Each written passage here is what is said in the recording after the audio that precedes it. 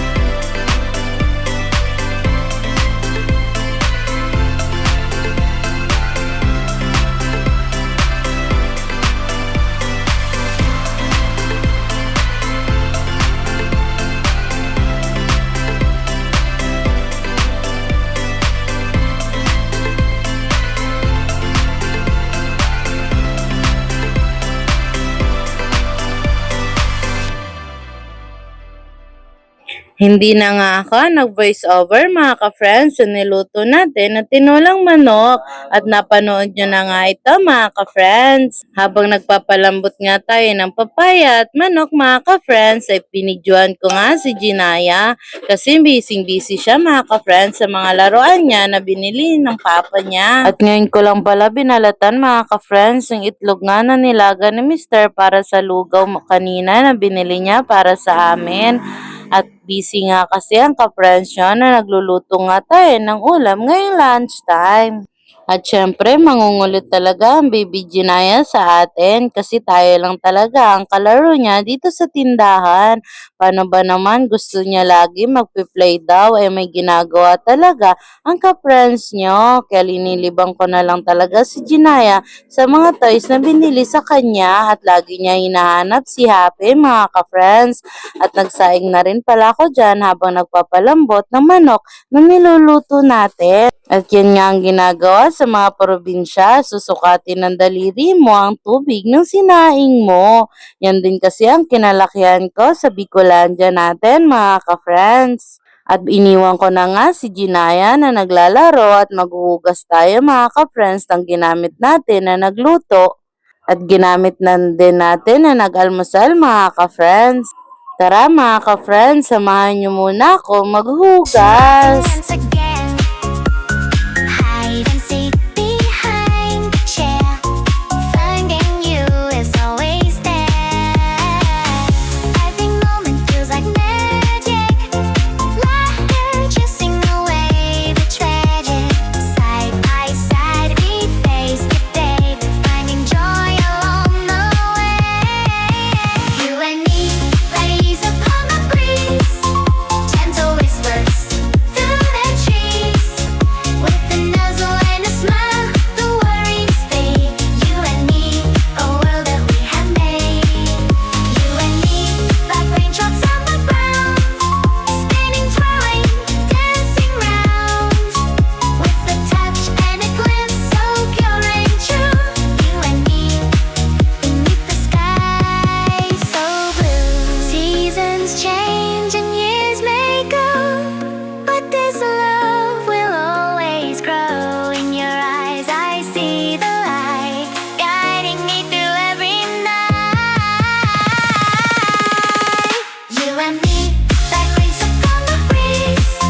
Gentle whispers through the trees. With a nuzzle and a smile, the worries fade. You and me, a world that we have made. You and me,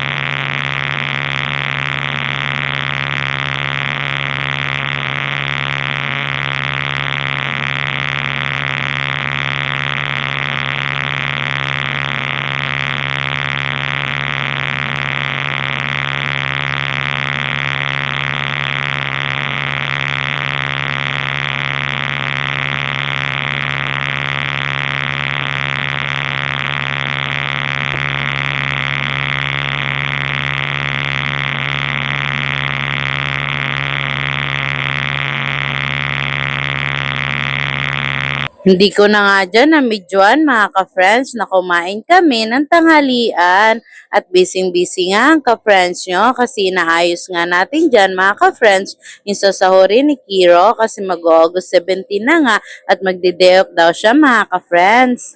Late upload pala to mga ka-friends. Kung napapansin nyo ay ibang araw to na nangyari at hindi ngayon. At ngayon ko lang talaga siya na-upload. Pero before August 17, nangyari to mga ka-friends. At hanggang dito na lang. Hanggang dito na lang ang ating vlog mga ka-friends. Huwag niyong kakalimutan na i-like at i-follow at i-share ang mga vlog natin. At supportahan nyo din mga ka-friends ang ating FB page para maging 5K followers na tayo. Maraming salamat mga ka-friends. Alam ko na hindi nyo ako bibiguin na abutin ang 5K followers natin. Pa-share ako mga ka-friends ng ating mga vlog. At abangan nyo din ang mga susunod na vlog natin at mag-edit ako para sa inyo mga ka-friends. Kasi kayo lang talaga ang mananatili sa akin hanggang sa huli. Maraming salamat sa inyo. Sa inyong panonood. Huwag niyong kakalimutan na nandito lang ang ka-friends nyo para magbigay sa inyo ng mga iba't ibang vlog na inyong panonoorin. Hanggang sa muli. Bye-bye!